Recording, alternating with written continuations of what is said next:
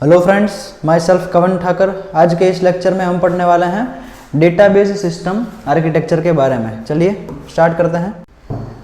Okay friends, तो सबसे पहले तो आपको ये जो सिस्टम आर्किटेक्चर है कहाँ पे मिलेगा, तो कि एप्लीकेशन के अंदर एक फाइल अपलोड करी हुई है, ठीक है, जिसका नाम है सिस्टम आर्किटेक्चर डायग्राम। ओके, तो वो फाइल के अंदर पूरा डायग्राम मैंने ड्रॉ करके यहाँ पे रखा हुआ है।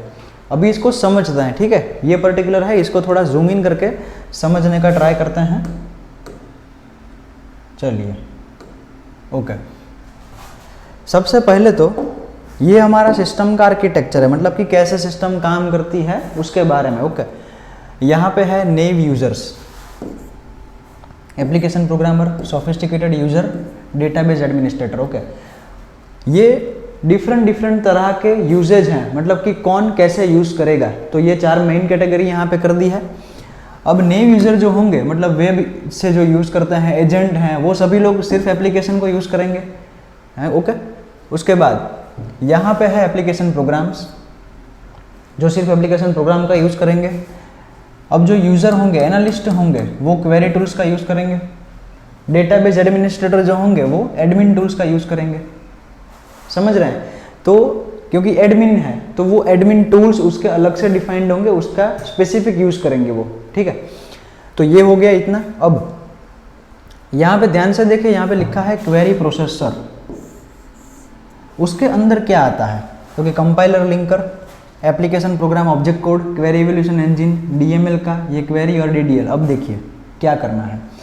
डीडीएल का इंटरप्रेटर आएगा हमारे पास, क्योंकि एडमिन जो है वो कैसी क्वेरीज लिखेगा, तो कि डेटा डेफिनेशन लैंग्वेज, ये एडमिनिस्ट्रेटर है, मतलब ऐसा हो सकता है कि वो टेबल बनाए, है ना, डेटाबेस बनाए, डेटाबेस को अल्टर कर दे, तो वो क्वेरीज सारी जो है वो डीडीएल में आती है।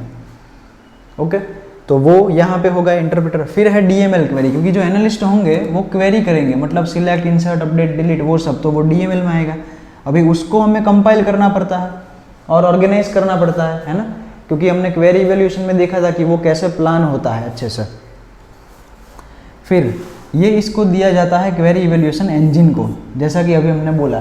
तो वो इंजन क्या करता है, तो वो हमारे पास एक चैप्टर है जिसके अंदर पूरा फिगर है, उसको समझना पड़ेगा आपको, क्योंकि हम यहाँ से जब क्वेरी देंगे तब उसका काम शुरू होगा, ठीक है। ओके, ये क्वेरी यहाँ पे भी दी जाएगी कंपाइलर एंड लिंकर को। कंपाइलर का काम क्या है, तो कि कंपाइलर हाई से लो को कन्वर्ट करता है। लिंकर मतलब कि अगर कोई डिपेंडेंसी है तो उसको वो लिंक करने का काम करता है, ये सबको मालूम है। एप्लीकेशन प्रोग्राम ऑब्जेक्ट कोड, और वो कन्वर्ट करके क्या बनाएंगे, तो कि एक ऑब्जेक्ट कोड बनाएंगे, ठीक है, जो कि हमको समझ में नहीं आएगा, ह्यूमंस को समझ में नहीं आएगा। फिर वो दे रहे हैं क्वेरी इवैल्यूएशन इंजन को। ओके, अब मोर ओवर बात करी जाए तो नीचे चलते हैं यहाँ पे। ओके, तो यहाँ पे बात करें तो बफर मैनेजर है, फाइल मैनेजर है, authorisation and integrity manager, transaction manager. अब ये बोलते हैं स्टोरेज मैनेजर, इसको क्या बोलते हैं हम, स्टोरेज मैनेजर। देखिए, ट्रांजैक्शन सबको मालूम है कि डेटाबेस जो है उसके अंदर की गए एक एक ट्रांजैक्शन का हमको क्या करना पड़ता है, तो कि हिसाब रखना पड़ता है। तो उसके अंदर ट्रांजैक्शन मैनेजर होता है ऐसे, जो कि उसका ट्रैक रखेगा, सिंपल। फिर है authorisation and integrity manager. Authorisation क्या होता है ये हमको मालूम है, कि कैसे ऑथराइज करें पर्टिकुलर यूजर को, है ना, क्रेडेंशियल्स कैसे लाए, कैसे उसको एक्सेस दें, ये ऑथराइजेशन है। इंटीग्रिटी मतलब जो भी हमारे पास इंटीग्रिटी कंस्ट्रेंट्स है, not, null, unique, check, primary key, foreign key, जो भी, ओके, उसके बारे में कौन ख्याल रखता है, तो कि ये मैनेजर, सिंपल।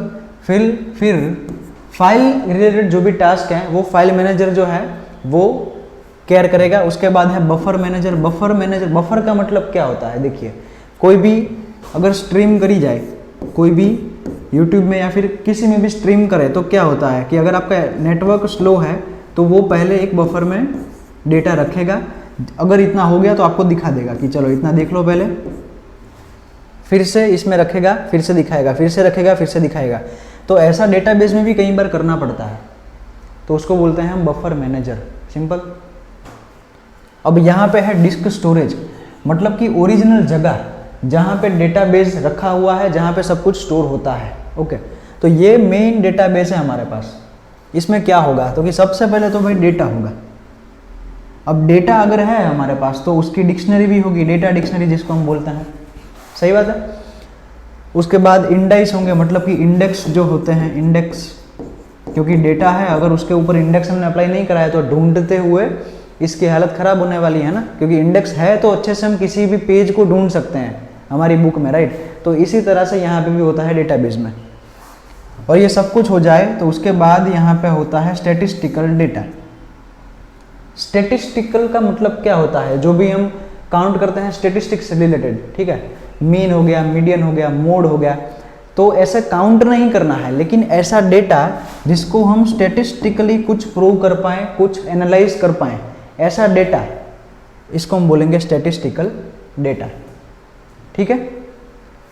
तो ये पर्टिकुलर जो चीज़ है आपको अच्छे से करनी पड़ेगी, ये चीज़ जो है अच्छे से आपको पहले तो ड्रॉ करनी है अच्छे से, ओके, और लर्न करके जानी है, और जो मैंने समझाया हुआ है वो आपको नोट डाउन करना है और एग्जाम में लिख के आना है, ठीक है।